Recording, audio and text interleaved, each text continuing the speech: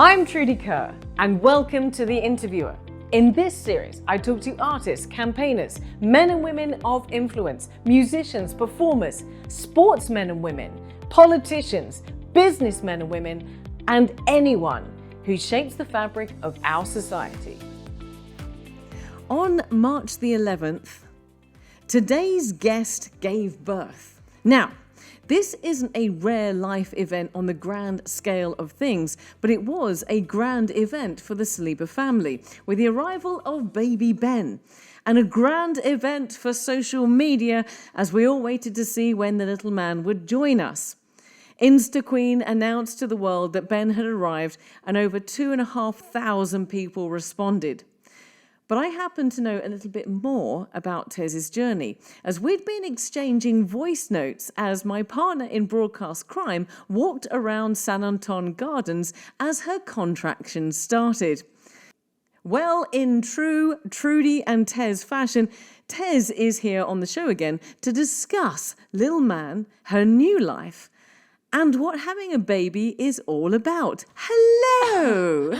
La Insta Queen, I doubt that very much. Insta Queen! Maybe to you. I don't think to anybody Insta else. Queen! Ole, no, I don't even take Instagram as seriously to merit that title, but I do enjoy it. And as you said, the feedback was really lovely because, as you said, when I was contracting and voice messaging you, and we'll get back to that, a lot of people were messaging me and telling me, are you okay? Are you okay? Because you're not posting anything. Is Ben here? Is your baby here? They didn't We know his name was Ben. have all of this to come to in the show. This is a classic This Tez, is the Tez show. post-birth show, postpartum. Listen, first up, how are you?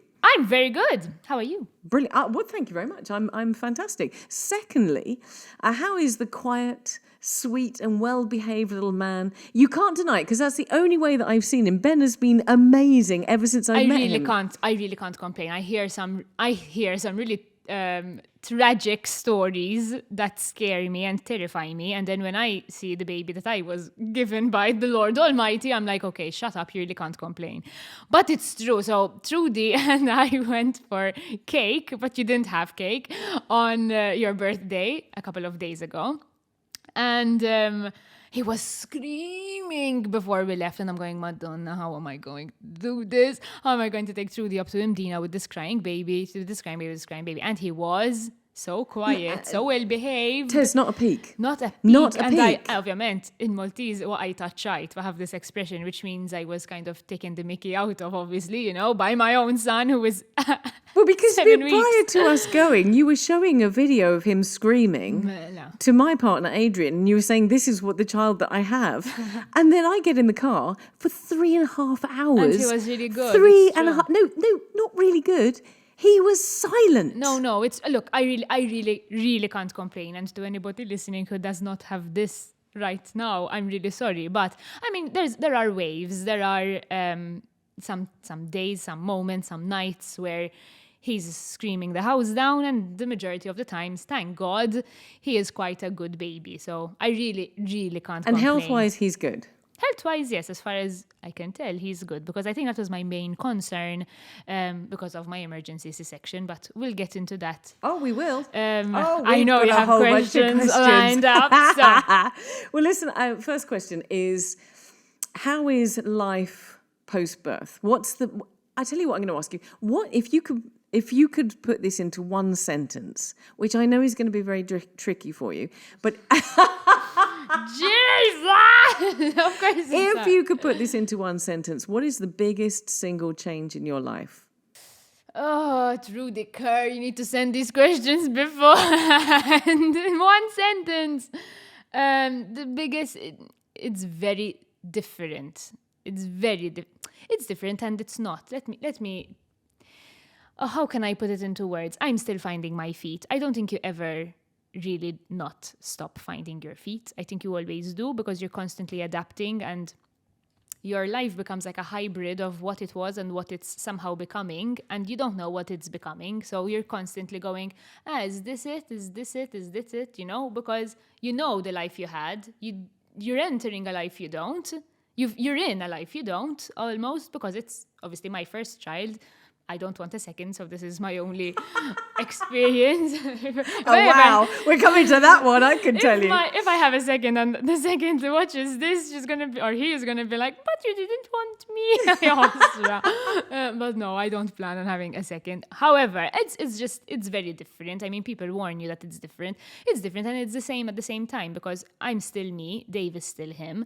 And, but this is a whole new chapter of us being parents together. But I do, I now see the importance of you having solidified your relationship. I'm not going to use the word marriage because I don't think it's marriage that needs to be solidified. Your relationship has to be solidified. Families are created irrelevant of marriage, you know.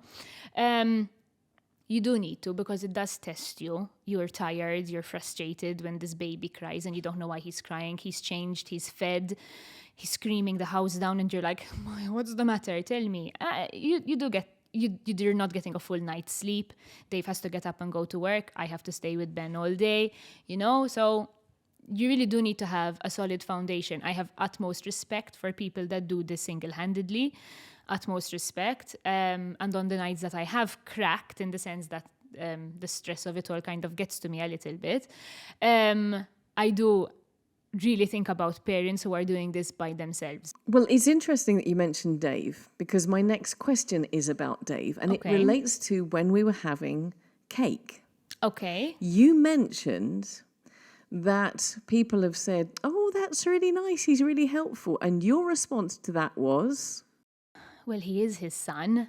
It's his job. It's not helpful.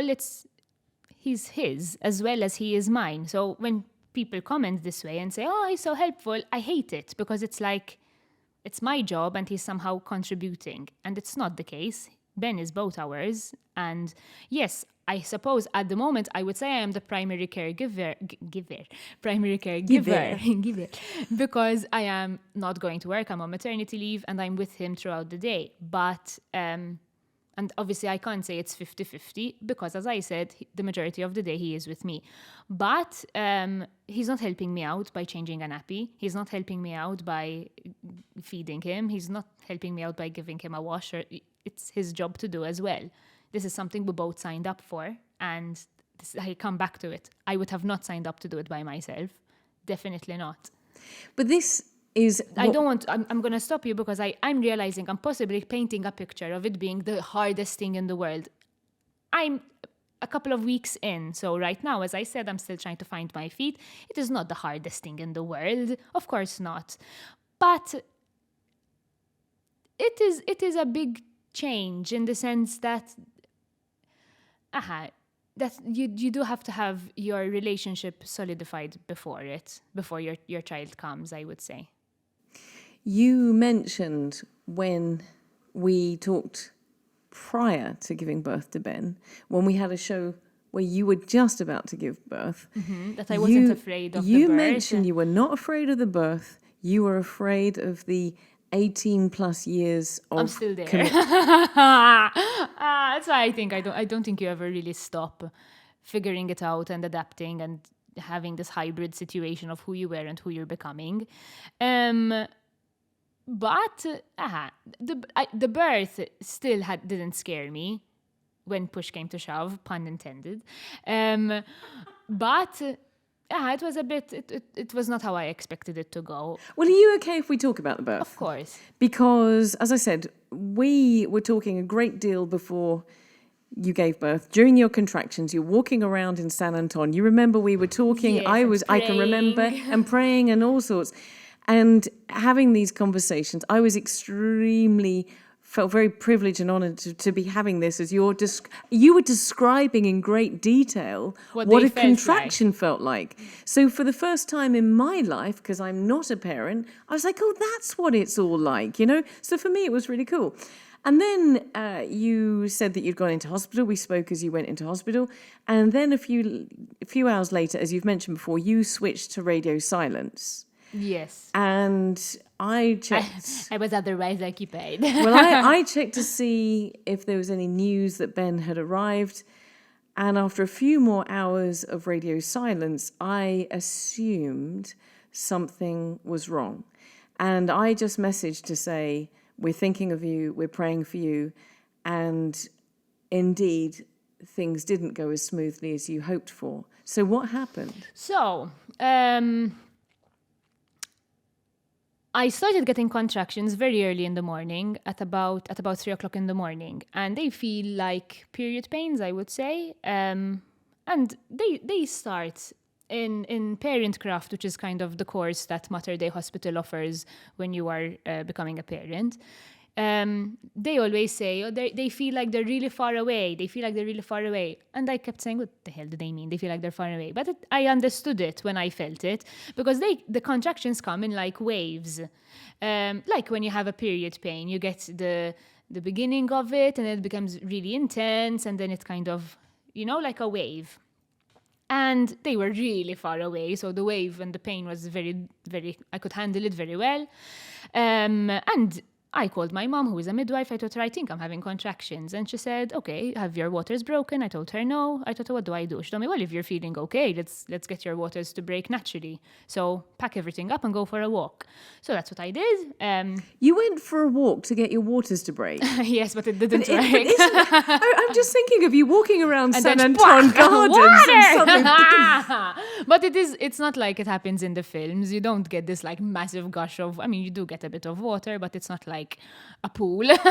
So let's say waters breaking is probably not the best phrase. No, I wouldn't say. Because every time I hear that, I think of no, you do feel like you've peed your pants a little bit, but that's okay. all it We is. will think of a better phrase for it then. Society change it.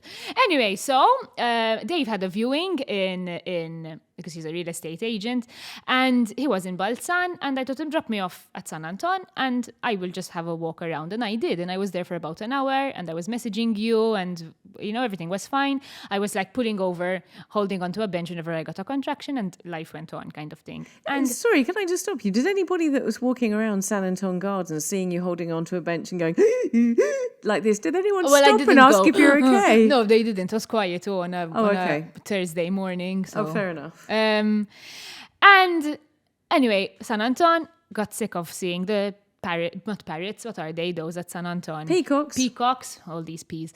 At San Anton, I was about to say pigeons next, exactly. Cheeky reference, if you know, you know. So I told Dave, okay, let's head down to Sliema. So we walked around Sliema, up and down, up and down, and up and down. Again, my waters didn't break, the pains are intensifying. I got hungry, we stopped for lunch, and then it's around 3 o'clock in the afternoon. So the contractions at this point are 12 hours. And there is a rule where your contractions have to be 5-1-1. Let me explain. Your contractions need to be 5 minutes apart. So you get a contraction every 5 minutes. They need to be they need to last a length of a minute long. And this pattern has to last an hour, hence 5-1-1. And my contractions were about 10 minutes apart, and then they went down to 7 minutes apart, but never 5. And they were lasting 30 seconds, 40 seconds, and the pattern kept changing. So I was definitely far away. So when after lunch, we had a little walk around, it was 3 o'clock, my mother being a midwife, I told Dave, let's go to mommy's house, I said, and she will guide me according to the situation. So I was contracting with mommy, and she was helping me breathe, because I realized something about the way I handle pain. I don't breathe through pain. I hold my breath. Like even when I'm planking, for example, I hold my breath for the 40 seconds, for the minute. I don't breathe through it. And my mom is like, no, you can't do that when you're giving birth, my friend. Well, you can't really do that when you're planking either, because that could also end up quite devastating. True. But anyway, so she noticed that. Then she noticed that my pain was kind of intensifying. And at this point, it was about 6 o'clock, 6:30. And she told me, listen, head up to hospital because I can't examine you. I don't have any sterile gloves. She said, if they send you home. As soon as I got into the car, I think that is when it hit me that, first of all, I'm leaving my mom. And I had a lovely midwife, and she kept, asking me if I wanted any pain medication, and I said no. Any pain relief, I said no. She asked if I wanted to take a bath, and I did. So anybody listening who's about to give birth, take a warm bath. They really help with contractions. I was in the bath for about 2 hours. Really lovely. And we just kept like, you wait it out basically, you know? And I was bouncing on the ball and this and that. And at this point, it's around midnight. And I could kind of, I couldn't feel something was wrong, but I could feel the pain. I just thought it How long was... this was midnight, so you'd been... No, this is not midnight, 8 centimeters. As they broke my waters at around 3.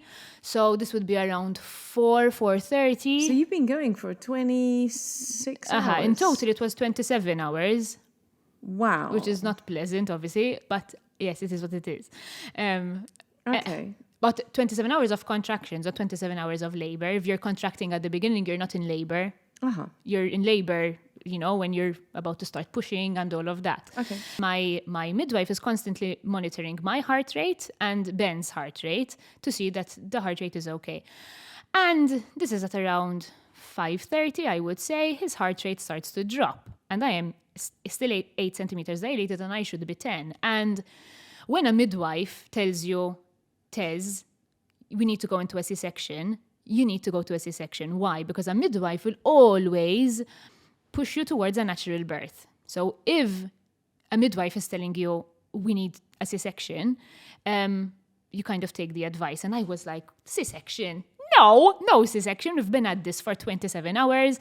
I'm seeing the end of the tunnel. We're going to do this now. I've got the last 2 centimeters. What's the hold up? But she gave you an explanation of why you needed a C-section. It was too fast, Trude. And I was very tired. I was in a lot of pain.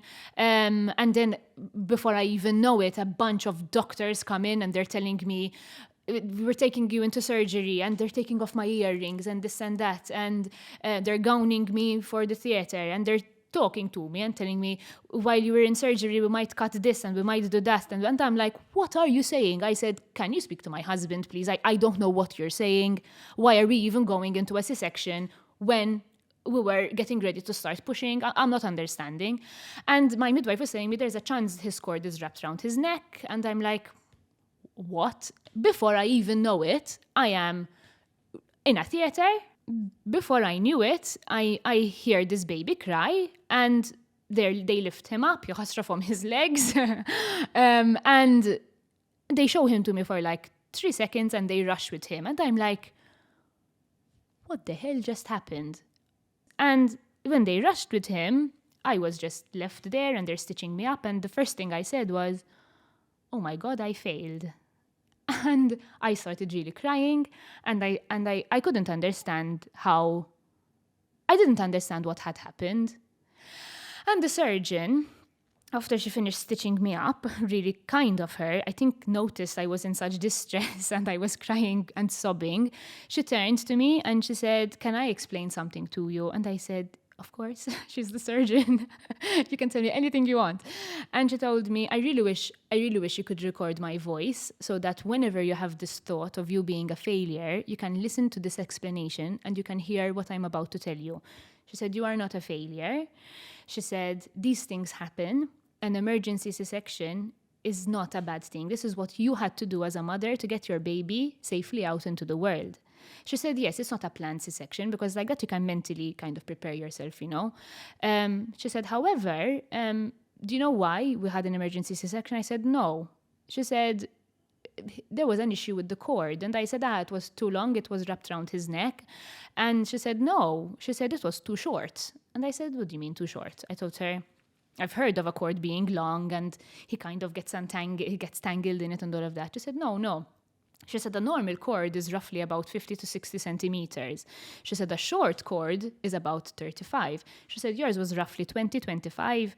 I said, what? She said your son had been trying to get out of there, but every time he was being pulled back up. And I said... Like a bungee? Like a bungee, like a yo-yo, like a dog on a leash, you know, you're pulling him back. She said, so obviously he got tired at one point until his heart couldn't take it any further. And that is how we ended up in an emergency C-section. And I'm like, ew. And I couldn't understand. I had never heard this cord thing. And the day after, when my gynecologist came to speak to me, I told her, this is not something we could have picked up in the scan, the gazillion scans we had. She told me, no, not the size of a cord, the length of a cord. You can't pick up. She said, and then obviously my next question was, being so short, did he get the nutrients that he needed? She said, yes, everything is fine. And then, he cried and they did all the tests all the checks that they needed to do and everything seemed to be fine. You said a second ago that your instant response was, I've failed. I did something wrong. Now, I came to see you just a few days after Ben. You gave me a call. You said, listen, I've got some space. Do you want to come round? And I'm like, heck yes, I'm going to come round. And during that time that we were talking, you became very emotional and you cried. And which is a very normal thing, by the way. Your hormones are everywhere.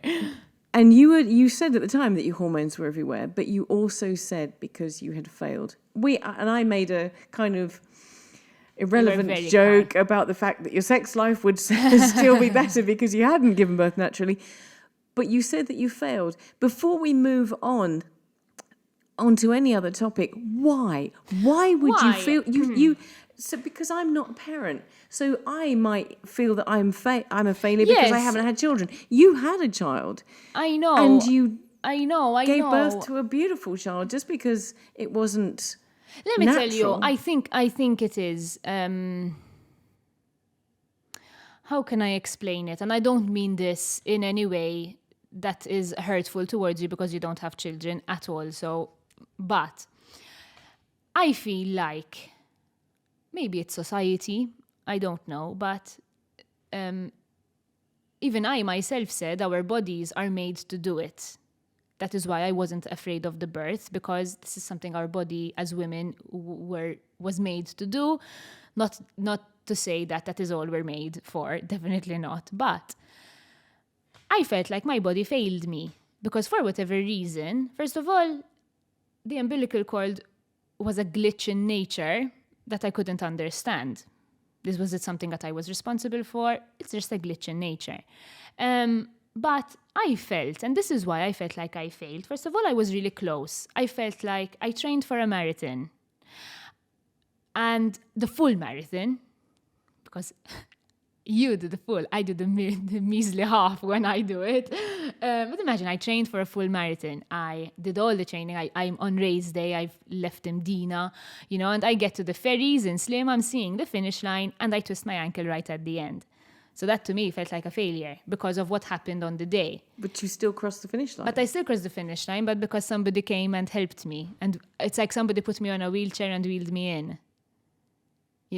I didn't cross it the way I wanted to cross it. But that's a really good analogy because if you fall at the ferries and you twist your ankle, that's not your fault. There's nothing you can do about it. You still cross the finish line. You still had the guts to pick yourself up and keep on going. I see what you mean, but it didn't feel like that, and I suppose to a certain extent it never really will. But I felt like something that as a woman, and our bodies were made to do this, and for some reason, mine did not. But do you know the statistics of how many women have C-sections? Super high. But I didn't know this. Let me tell you why. Because it's very common to have a C-section, a planned one. Unfortunately, emergency ones are also pretty high as well. I am a tiny number, a tiny person in a huge number, because the amount of support, even on social media, that people have come forward telling me, first of all, they were grateful that I was speaking about it because they did not feel there was enough awareness. And I don't either, because until I had one myself, I had very little knowledge of what goes through a C-section. Tez, this comes back to the conversation that we had on this show with Maxine, the conversation that I've had, the conversation that we've had before, which is about the expectations of women and that perfection with relation to fertility and having babies. Because let me tell you, you say we are designed to do this and we should be able to squat in the corner, hopefully not this corner, and just with hot water and give birth. I utterly don't agree. You look at the women who can't have children, the women who struggle to have children, the women who lose their children, the women who have to have a C-section.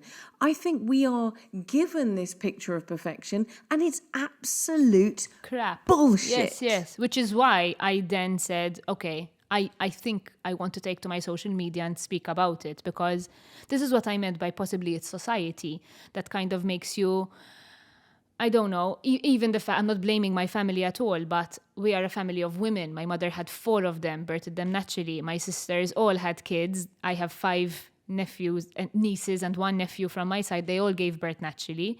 And Then your family are very fortunate. They're not the norm. they're... You know, in my family, all 3 of us were premature. My mum lost a child as well through miscarriage. I think your ideal picture is based on your family and how fortunate and blessed your family has been, but that is not the norm. And I think this is what we need to get into understanding, and hopefully we will through open conversation. It's not the norm. Listen, it's not easy to speak about it, not because it hurts or anything, because I think I'm mentally past that now, but there is a risk when you go public with certain things. Maxine, risked it, and when you're gutsy, in the sense, and you go out in public and talk about certain things, unfortunately, not everybody is going to be nice towards you, and some comments were downright nasty. For example, I had comments from people saying, I don't know why you're making such a big fuss about having gone into a C-section. There are people who opt for a C-section because it's easier. And I'm like, easier? I can't get out of bed. I can barely move. What are you saying? You don't have any of your core muscles. So, right? Because they're shattered, obviously, they cut them to be able to get the baby out. And I didn't realize how much you depend on your core. When you're lying down, for example, you need to get up. So I would have to wake Dave up just to lift me to be able to go to Ben, for example. Even the first night, he was crying. I had that triangle thing that you have in hospital and I was reaching up, but I was so numb because obviously I had the epidural and all of this, that I couldn't go to my crying baby, so I do not see it as an easy way out. I suppose there are some people that opt for it, and if they opt for it, that is already one thing. If you opt for it, if you have a planned C-section because your baby is breached, that means bum first. This is an emergency. This is an entirely different story. You've already gone through the hell, the pain of the natural birth, and then you have the repercussions of a C-section. So I had the shitty parts, excuse my French, of both worlds. And I'm like, I mean, yes, you mentioned it yourself and we joked about it. My hoo-ha is intact, which is a plus. Hurrah for your hoo-ha. But another comment, you're so lucky you didn't get to push. That's the worst part.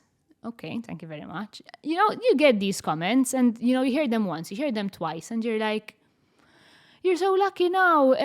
Your partner will definitely have to help more because you've had this... Sorry.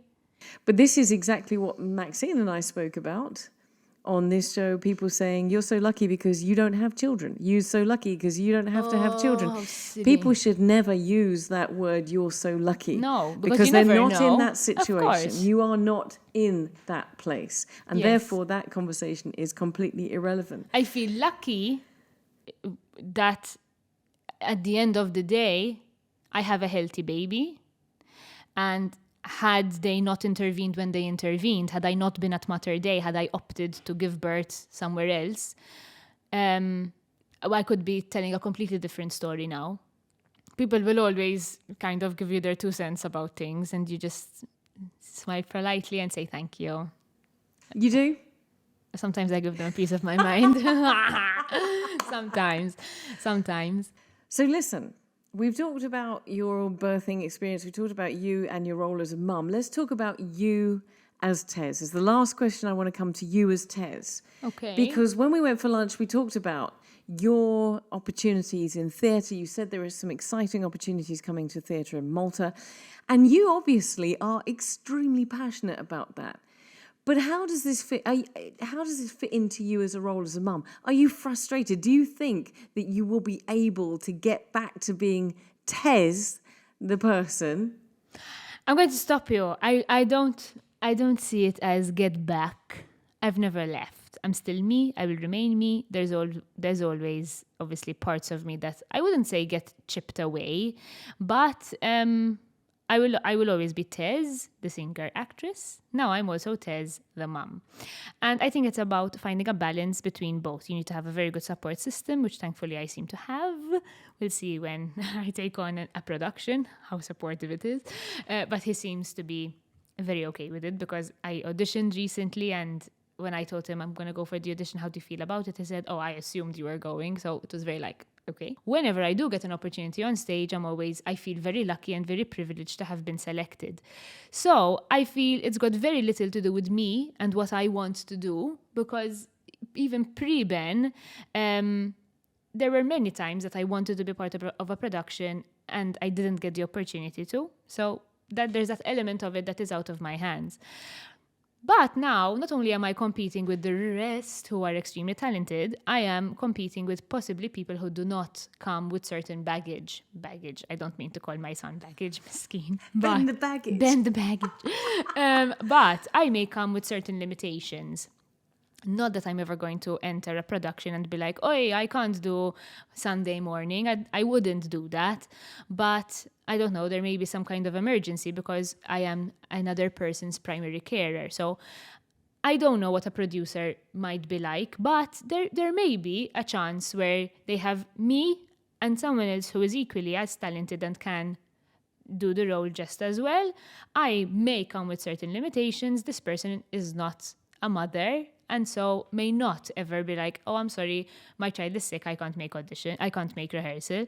Not that, again, I feel I would do that, because I feel that my theatre is also a priority, but my son is my son at the end of the day. But is that not frustrating? Because what is? Feeling the limitations, feeling that other people might project limitations onto you because you are now a mum. Which is why I showed up to the audition yesterday anyway, even though it's a very long run and I don't know how much I want to be away from Ben in Christmas, his first Christmas. But I showed up to the audition anyway for me, and to kind of prove that, listen, I'm here, I'm not going anywhere, kind of thing, you know, and just to have my face kind of seen. It felt strange because I was there among 16-year-olds, 17-year-olds with their legs up there and this and that. I'm going, oh my Lord.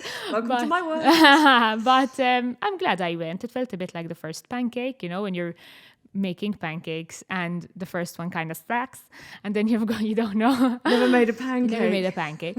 But I hadn't obviously auditioned in a couple of years because of COVID as well. But anyway, I'm glad I went. I went for me more than I went for the role, to be honest. Tez, you just said, I'm not going anywhere. No. Tez Saliba is not going anywhere. No. Thank you so much for coming on to the interview again. We said this would happen. You came, you shared your story. And I'm pretty sure that an awful lot of people will benefit from that. Thank you so much, Tez. Thank you, Trudy.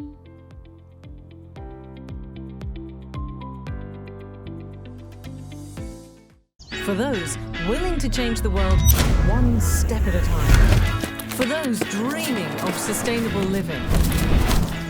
For those striving to find a healthier balance.